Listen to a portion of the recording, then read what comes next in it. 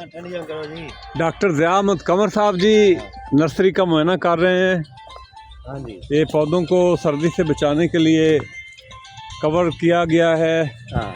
ये आप देख रहे हैं जनाब, हल्का हल्का पानी भी दिया जा रहा है। अस्सलाम वालेकुम। ये हमारे आज के अमीर हैं जी, नर्सरी का मुआयना कर रहे हैं, स्कूल के लिए पौधों की ख़रीदारी के लिए आए हुए हैं जी। आपका नाम क्या है जी? अली हैदर। अली हैदर साहब हमारे साथ मौजूद हैं जी, इस्लाम नर्सरी से। ये बताइएगा ये कितने एकड़ पे आपने बनाई हुई है?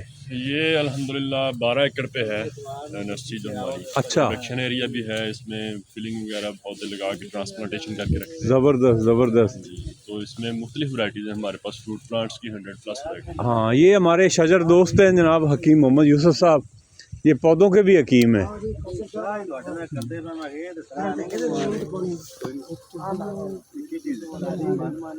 ये क्या है जी? रेड। ये वाला? अच्छा।